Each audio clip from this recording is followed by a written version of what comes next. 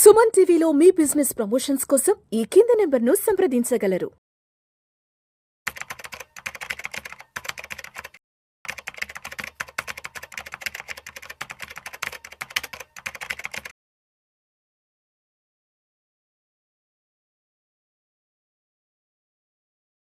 నమస్తే, నేను జీవి Satyanarayana.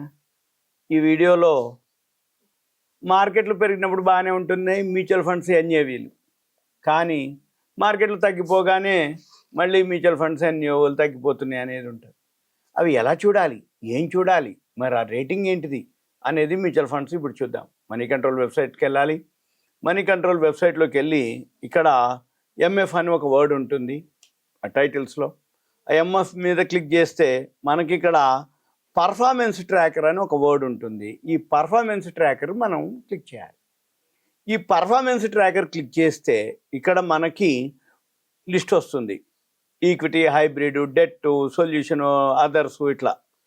ఈక్విటీలో multi cap fund అని, మిడ్ క్యాప్ ఫండ్ అని, లార్జ్ క్యాప్, డివిడెండ్, ఇట్లా ఏవేవో, అంటే మ్యూచువల్ ఫండ్స్లో ఏవేవి ఉన్నాయో అన్నీ, కాంట్రా ఫండ్ అని, ఫ్లెక్సీ క్యాప్, ఇవన్నీ కూడా ఉంటాయి. అయితే మన పని ఏంటిదిగా, ఏదైతే మనము మ్యూచువల్ ఫండ్స్ లిస్ట్ ఉందో అక్కడ పోయి ఫిల్టర్ అని క్లిక్ చేయగానే ఇక్కడ లిస్ట్ వచ్చింది.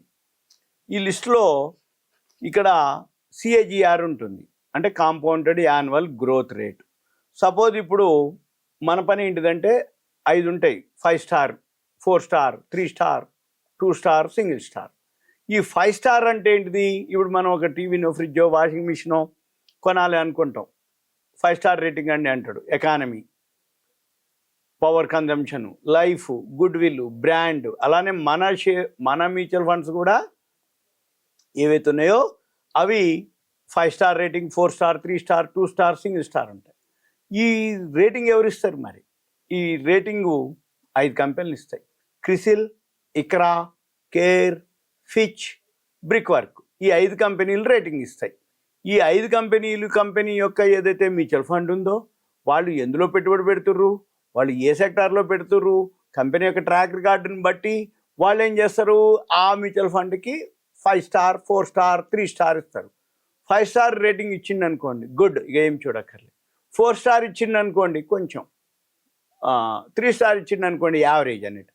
3 స్టార్ యావరేజ్, 4 స్టార్ వస్తే అబోవ్ యావరేజ్, 5 స్టార్ వస్తే గుడ్, 2 స్టార్ ఉంటే బిలో యావరేజ్, సింగిల్ స్టార్ ఉందంటే పూర్. ఇక మనం దాన్ని చూసుకొని చేయాలి. ఇక మనం ఏం చేయాలి, ఏ కంపెనీ ఏది, మళ్ళీ వీటిల్లో CRISIL rating, okay, CRISIL rating 4, 1 ఉన్నాయి ఇక్కడ చూడండి. ఈ 4, 5 ఉన్నాయి, ఓకే. ఇక మనం ఏం చూడాలి, ఇక్కడ ఏయుఎం అని ఒక వర్డ్ ఉంది. ఏయుఎం అంటే ఎసెట్ అండర్ మేనేజ్మెంట్. ఈ ఎసెట్ అండర్ మేనేజ్మెంట్ ఏంటిది అంటే, ఏదైతే కంపెనీ, ఏదైతే మ్యూచువల్ ఫండ్ ఉందో ఎంత ఫండ్ని మేనేజ్ చేస్తుంది, అది ఎసెట్ అండర్ మేనేజ్మెంట్, ఏయుఎం అంటాం. ఇకపోతే ఇప్పుడు ఈ ఐసిఐసిఐ వచ్చి ఫస్ట్ ఈ 1 వీక్లో ఎంత సంపాదించింది, అంటే ఎంత రిటర్న్స్, 1 మంత్లో ఎంత, 3 మంత్స్లో ఎంత, 6 months, 1 year, 2 years, 3 years, 5 years. మనం చూడవలసింది ఓవరాల్గా లాస్ట్ 5 ఇయర్స్, 3 ఇయర్స్, ఇవన్నీ ఒక వర్షను. మళ్ళీ ఇక్కడే మీకు పైకి వెళ్తే ఈ పైన మనకి ఎంఎఫ్లోనే ఈటీఎఫ్ అని ఒక వర్డ్ ఉంటుంది లెఫ్ట్ సైడ్కి. ఈటీఎఫ్ అంటే ఏంది, ఎక్స్చేంజ్ ట్రేడెడ్ ఫండ్స్. ఈ ఎక్స్చేంజ్ ట్రేడెడ్ ఫండ్స్ అంటే ఏంది, గోల్డ్ ఈటీఎఫ్లు ఉంటాయి, నిఫ్టీ బీస్ ఉంటాయి, సిల్వర్ ఈటీఎఫ్లు ఉంటాయి, ఇవన్నీ అనమాట. ఇవన్నీ ఎంత పర్సెంటేజ్ వచ్చిందో ఇక్కడ మనకి చూపిస్తుంటుంది. మన పని ఏంటిది, ఈ ఈటీఎఫ్లో ఏ ఈటీఎఫ్ ఎంత బాగా గెయిన్ చేసింది అనేది మనం చూడాలి.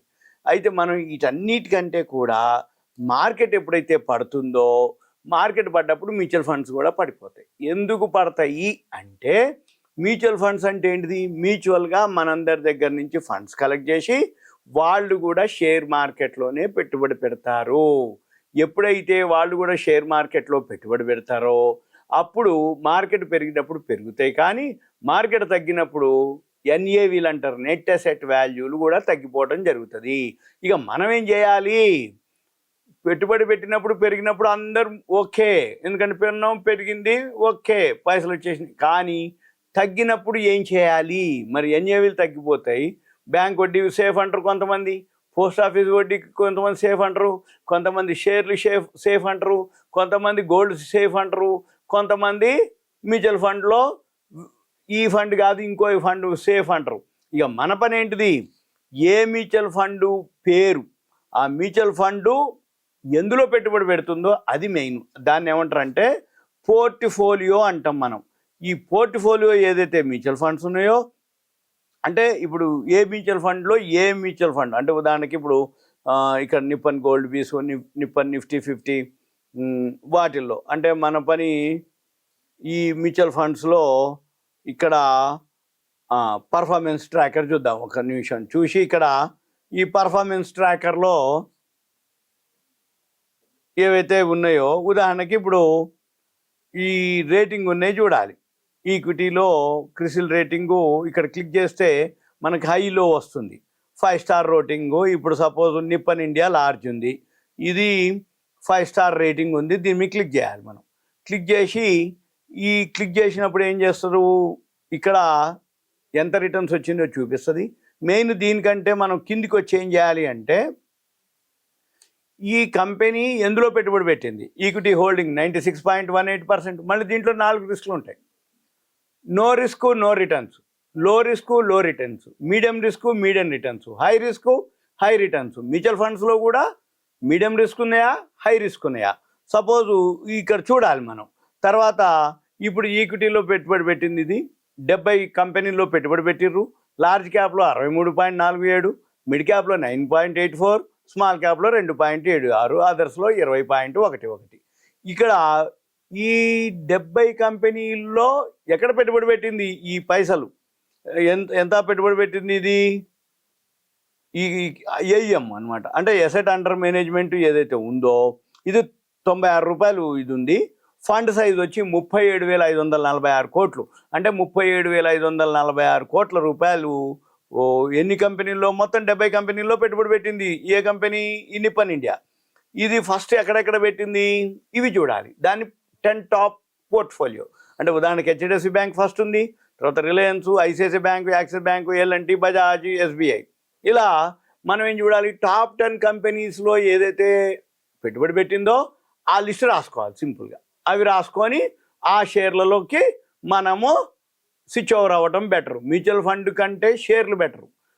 మ్యూచువల్ ఫండ్ అందరి దగ్గర నుంచి ఫండ్స్ కలెక్ట్ చేసి షేర్లు పెడతారు, కానీ మ్యూచువల్ ఫండ్స్లో అన్నీ ఉంటాయి కాబట్టి మార్కెట్ పడ్డప్పుడు అవి కూడా పడతాయి. కానీ మనం ఏం చేయాలి, మ్యూచువల్ ఫండ్ ఏ పోర్ట్ఫోలియోలో పెట్టినయో వాల్యూనే చూసుకొని కొంచెం హోంవర్క్ చేస్తే మ్యూచువల్ ఫండ్ పెట్టినటువంటి షేర్లు ఏవైతే ఉన్నాయో ఆ షేర్లు ప్రాఫిట్ అండ్ లాస్ బ్యాలెన్స్ షీట్లు చూసుకొని ఆ సెక్టార్ ఎటువంటిది చూసుకొని మనం ఆ సెక్టార్లో మనం కనుక క్యాపిటల్ పెట్టుబడి పెడితే మ్యూచువల్ ఫండ్స్ కంటే ఎక్కువ పైసలు వస్తాయి. ఇది ఒక పద్ధతి. ఇక రెండోది, మ్యూచువల్ ఫండ్స్ ఎన్ఏవీలు ఎందుకు తగ్గిపోయినాయో ఇంకొకటి చూద్దాం.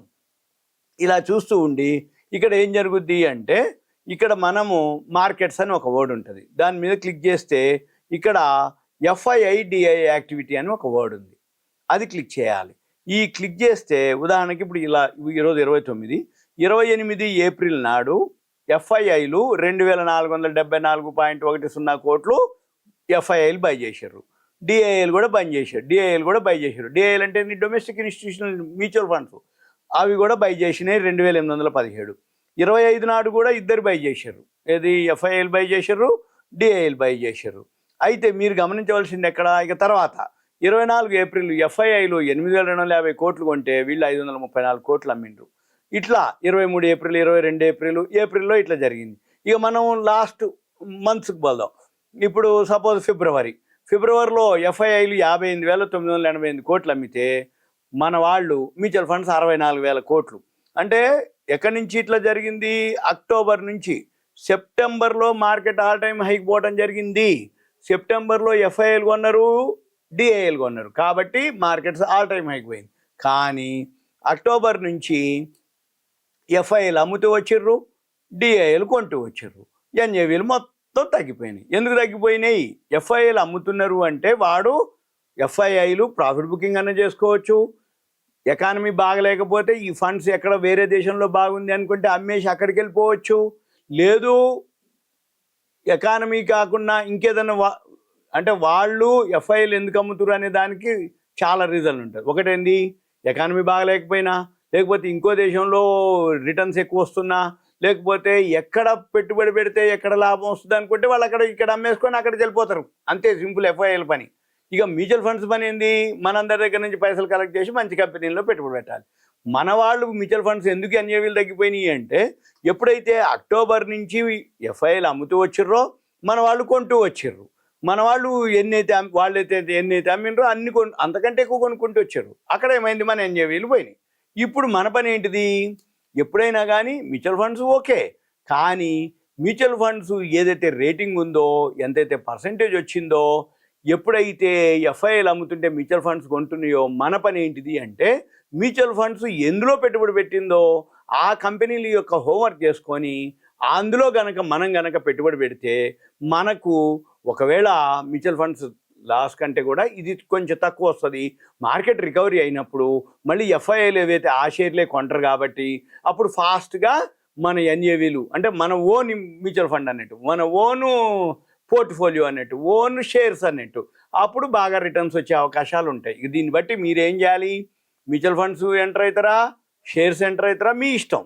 కాకపోతే ఏంటిది అంటే మ్యూచువల్ ఫండ్స్కి హోంవర్క్ ఉండదు. ఒక మ్యూచువల్ ఫండ్ చూడటం, కొనుక్కోవటం, ఊకోవటం, పెరిగింది తగ్గింది అనేది. ఇప్పుడు మార్కెట్ పడ్డప్పుడు ఏమవుతుంది, మ్యూచువల్ ఫండ్స్ ఎన్ఏవీస్ కూడా పోతాయి. మార్కెట్ పెరిగినా మ్యూచువల్ ఫండ్స్ ఎన్ఏవీస్లు ఫాస్ట్గా పెరగవు. కానీ మనం కొనుక్కునే కనుక మ్యూచువల్ ఫండ్స్ ఎక్కడైతే వాల్యూ ఉన్నటువంటి షేర్స్ కనుక మనం కొనుక్కుంటే ఫాస్ట్గా షేర్లు పెరిగే అవకాశాలు ఉంటాయి. ఇది నేను చెప్పదలుచుకుంది. మ్యూచువల్ ఫండ్స్ కాదని కాదు, ఎఫ్ఐఐలు అమ్ముతూ వచ్చారు కాబట్టి ఎందులో అమ్మిండ్రు, ఏ షేర్లు అమ్మిండ్రు, మ్యూచువల్ ఫండ్స్ ఎందులో పెట్టుబడి పెట్టినాయి, వాల్యూ ఉన్న స్టాక్స్ కొంచెం హోంవర్క్ చేయాలి. వాళ్ళు ఏవి పెట్టినా కామన్గా ఉంటాయి. ఏ మ్యూచువల్ ఫండ్ పెట్టినా బిఎస్సి సెన్సెక్స్ 30 కంపెనీలు, నిఫ్టీ 50 50 కంపెనీలు అందులోనే పెట్టాలి, అందులోనే పెడతాయి. ఇక మిగిలిన కంపెనీలు నిఫ్టీ నెక్స్ట్ 50 ఉంటాయి, సెక్టార్ వైజ్ ఉంటుంది, బి గ్రూప్లో కొన్ని వేరే కంపెనీల్లో పెట్టుబడి పెడతాయి. ఇవన్నీ మీకు awareness, education, information, knowledge purpose మాత్రమే. ఇంకా మీకు ఏదైనా డౌట్స్ ఉంటే దయచేసి కాల్ చేయవద్దు. ఏదైనా ఉంది అంటే వాట్సాప్ మెసేజ్ పెడితే మనం దాన్ని బట్టి ప్లాన్ చేయొచ్చు. ఓకే, రైట్, థ్యాంక్ యూ, సెలవు.